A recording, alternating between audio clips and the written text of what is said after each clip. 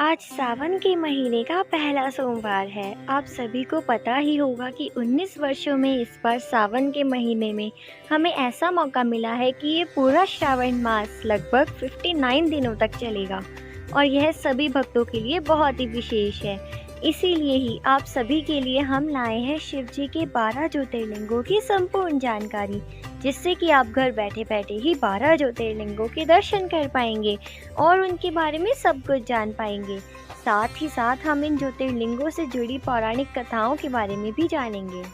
तो चलिए देर न करते हुए शुरू करते हैं पहले ज्योतिर्लिंग से। सोमनाथ ज्योतिर्लिंग गुजरात। सोमनाथ ज्योतिर्लिंग 12 ज्योतिर्लिंगों में से पहला ज्योतिर्लिंग है। यह गुजरात के सौराष्ट्र में स्थित है। इस ज्योतिर्लिंग का संबंध स्वयं चंद्रदेव से है, तभी इसका नाम सोमनाथ है। इस ज्योतिर्लिंग के पीछे की कथा कुछ इस प्रकार है। चंद्रदेव की शादी दक्ष की 27 बेटियों के साथ हुई थी। इन 27 रानियों में से चंद्रदेव रोहिणी नामक रानी का सबसे अधिक ध्यान रखा करते थे और बाकी रानियों पर ध्यान नहीं देते थे। इस बात पर क्रोधित होकर दक्ष ने चंद्रदेव को श्राप दिया कि चंद्रदेव की रोशनी का तेज कम हो जाए। इस श्राप से बचने के लिए चंद्रदेव ने भगवान शिव से प्रार्थना की और उन पर प्रसन्न होकर भगवान महादेव चंद्रदेव को इस श्राप से मुक्त कर देते हैं। उसके बाद चंद्रदेव ने यहाँ पर यह मंदिर बनवाया। ऐसा कहा जाता है कि चंद्रदेव ने ये मंदिर सोने का बनवाया था और उनके बाद इस मंदिर को कुछ समय के बाद दोबारा चांदी से बनवा दिया गया और उसके बाद कई सदियों के बाद भगवान श्री कृष्ण ने इस मंदिर को स्वयं चंदन से बनवाया था। इतिहास की माने तो इस मंदिर को अलग अलग शासकों के समय पर अलग अलग युद्धों में लगभग 17 बार तोड़ा गया है। दोबारा इस मंदिर का पुनर्निर्माण करवा दिया जाता था। आज जो सोमनाथ मंदिर हम देख रहे हैं उसका निर्माण श्री वल्लभ भाई पटेल ने करवाया था। यह है सोमनाथ ज्योतिर्लिंग की आरती। तो आप भी आरती के दर्शन कर लीजिए।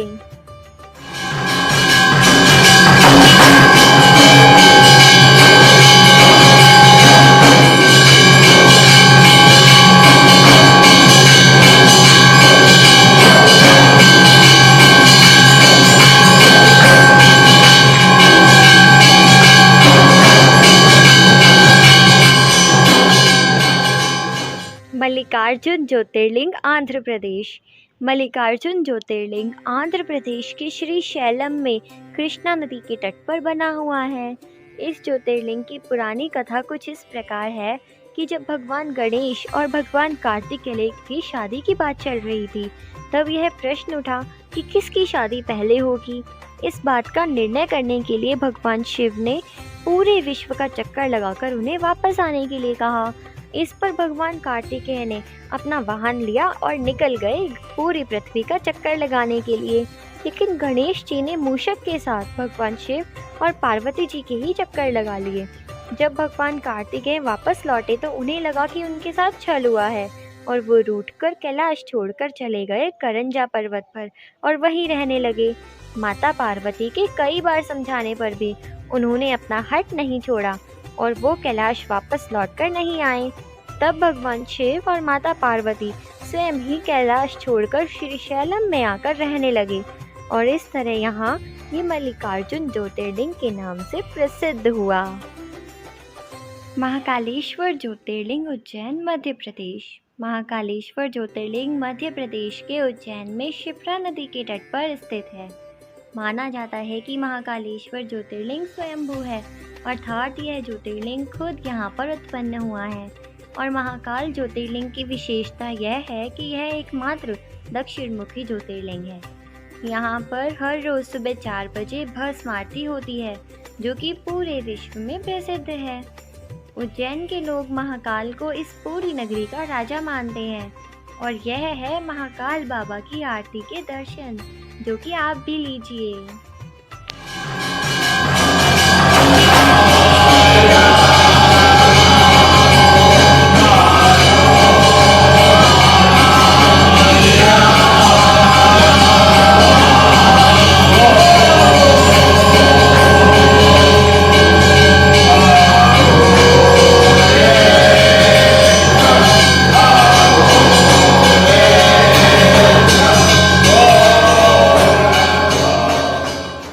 और अगर आप महाकालेश्वर ज्योतिर्लिंग के बारे में और अधिक जानना चाहते हैं तो कुछ समय पहले ही हम महाकालेश्वर ज्योतिर्लिंग के दर्शन करके आए थे। वहाँ की पूरी जानकारी और यात्रा का विवरण, संपूर्ण जानकारी के ऊपर हमने वीडियो बनाई है, जो कि आप अभी आई बटन में से देख सकते हो। ओंकारेश्वर ज्योतिर्लिंग मध्य प्रदेश में महाकाल बाबा के अलावा ओंकारेश्वर ज्योतिर्लिंग भी स्थित है, जो कि इंदौर के पास खंडवा डिस्ट्रिक्ट में नर्मदा नदी के तट पर है। यह ज्योतिर्लिंग जिस पहाड़ पर है वो पहाड़ नर्मदा नदी के बीच एक द्वीप पर है। इस पहाड़ के चारों ओर नर्मदा नदी बहती है और इसी कारण देखने में ये बिल्कुल ओम का आकार लगता है, और इसी वजह से इस ज्योतिर्लिंग को ओंकारेश्वर ज्योतिर्लिंग के नाम से जाना जाता है। ओंकारेश्वर ज्योतिर्लिंग की भी संपूर्ण वीडियो चैनल पर उपलब्ध है, जिसे कि आप आई बटन से देख सकते हो और ओंकारेश्वर ज्योतिर्लिंग के दर्शन कर सकते हो। वैद्यनाथ ज्योतिर्लिंग झारखंड के देवघर डिस्ट्रिक्ट में बाबा वैद्यनाथ धाम है। पूरे भारत में एकमात्र यही ऐसा ज्योतिर्लिंग है जहां ज्योतिर्लिंग और शक्तिपीठ दोनों एक साथ स्थित हैं। बाबा वैद्यनाथ से जुड़ी पौराणिक कथा के अनुसार यह वह जगह है जहां पर रावण ने शिव जी को प्रसन्न करने के लिए अपने 10 सिरों का बलिदान दिया था, और भगवान शंकर ने प्रसन्न होकर रावण को दर्शन दिए और रावण का इलाज किया। तभी इस धाम को वैद्यनाथ के नाम से जाना जाता है, क्योंकि शंकर भगवान ने वैद्य की तरह रावण को ठीक किया था, और इसीलिए ही किसी भी रोग से पीड़ित भक्त यहाँ वैद्यनाथ के पास आते हैं और अपना इलाज करवाने की मनोकामना करते हैं। भीमाशंकर ज्योतिर्लिंग महाराष्ट्र में पुणे के पास सह्याद्री हिल्स पर स्थित है, जहाँ से भीमा नदी उत्पन्न होती है। इस स्थान की पौराणिक कथा कुछ इस प्रकार है। त्रिपुरासुर नामक राक्षस यहाँ पर बहुत अधिक उत्पात मचाकर रखा हुआ था। उसको खत्म करने के लिए भगवान शिव खुद यहाँ पर आए और उससे युद्ध किया, और उसके बाद उसका अंत किया। युद्ध के बाद भगवान शिव काफ़ी ज़्यादा थक गए थे। उसके बाद उन्होंने यहाँ बैठकर आराम किया। वो इतना ज़्यादा थक गए कि उनके थकान के पसीने से यहाँ पर भीमा नदी उत्पन्न हुई थी। उसके बाद भगवान शिव से वहाँ के लोगों ने प्रार्थना की कि वो यहीं पर ही बस जाए, तो भगवान ने प्रार्थना उनकी स्वीकार की और प्रसन्न होकर हमेशा के लिए वहाँ भीमाशंकर ज्योतिर्लिंग के रूप में विराजमान हो गए। रामेश्वर ज्योतिर्लिंग तमिलनाडु में रामनाथ नाम के स्थान पर स्थित है। यह ज्योतिर्लिंग 12 ज्योतिर्लिंग में से एक तो है ही साथ हिंदू धर्म के 4 धामों में से भी एक है। रामेश्वर ज्योतिर्लिंग की स्थापना स्वयं श्री राम ने की थी।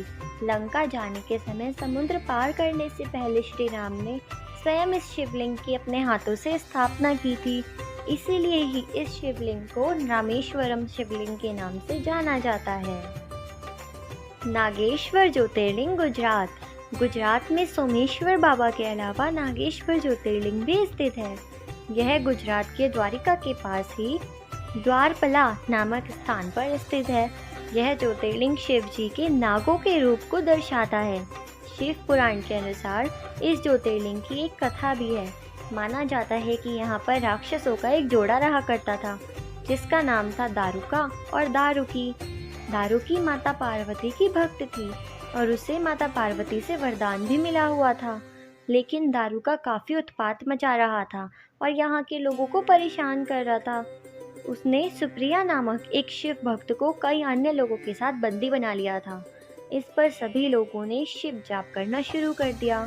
तब शिव जी ने उनकी रक्षा की और उसके बाद तभी से यहाँ पर भगवान शिव नागेश्वर ज्योतिर्लिंग के रूप में विराजमान है। विश्वनाथ ज्योतिर्लिंग वाराणसी उत्तर प्रदेश के बनारस शहर में विश्वनाथ ज्योतिर्लिंग स्थित है। बनारस, जिसे कि दुनिया की सबसे पुरानी नगरी भी माना जाता है, यहीं पर काशी विश्वनाथ जी का मंदिर है। काशी सभी धार्मिक स्थलों में सबसे ज़्यादा महत्व रखती है। यह नगरी गंगा नदी के तट पर बसी हुई है। काशी विश्वनाथ जी के दर्शन आदि शंकराचार्य जी जैसे कई ऋषि मुनियों ने भी किए हुए हैं। इस स्थान के बारे में मान्यता है कि अगर प्रलय भी आ जाए तो भी काशी विश्वनाथ मंदिर बचा रहेगा। ऐसा माना जाता है कि इसकी रक्षा के लिए शिव जी इसे अपने त्रिशूल पर उठा लेंगे और सब कुछ ठीक हो जाने के बाद इसे पुनः यहाँ पर स्थापित कर देंगे। त्र्यंबकेश्वर ज्योतिर्लिंग नासिक। त्र्यंबकेश्वर ज्योतिर्लिंग महाराष्ट्र नासिक के पास स्थित है। यह ज्योतिर्लिंग ब्रह्मगिरी पर्वत के पास है, वही पर्वत जहाँ से गोदावरी नदी निकलती है। माना जाता है कि गौतम ऋषि और गोदावरी जी के बहुत अधिक आग्रह करने के बाद शिव जी ने उन्हें यहाँ पर दर्शन दिए थे। यहाँ शिवलिंग एक सर के रूप में दिखाई देते हैं। केदारनाथ ज्योतिर्लिंग उत्तराखंड। उत्तराखंड के रुद्रप्रयाग जिले में केदारनाथ ज्योतिर्लिंग स्थित है। गौरीकुंड से आगे जाकर मंदाकिनी नदी के तट पर बाबा केदारनाथ विराजमान है। इस मंदिर का निर्माण पांडवों ने करवाया था। महाभारत के युद्ध के बाद अपने भाइयों की हत्या के पाप से वो मुक्त होना चाहते थे, इसलिए वे भगवान शंकर के दर्शन करना चाहते थे, लेकिन महादेव उनसे रुष्ट थे और इसलिए उन्होंने पांडवों को दर्शन नहीं देना चाह रहे थे। इसलिए भगवान शिव बैल का रूप धारण करके यहाँ आ गए, लेकिन पांडवों ने उन्हें पहचान लिया और उनका पीछा करते करते वो यहाँ केदारनाथ भी आ पहुँचे। तब भगवान शिव धरती पे समाने लगे, लेकिन उन्होंने उस बैल की पीठ पकड़ ली और इसीलिए यहाँ पर केदारनाथ शिवलिंग पीठ के रूप में स्थित है। उसके बाद भगवान शिव ने पांडवों को दर्शन दिए और उन्हें पूरे पाप से मुक्त करवाया, जिसके बाद पांडवों ने यहाँ पर केदारनाथ मंदिर का निर्माण करवाया।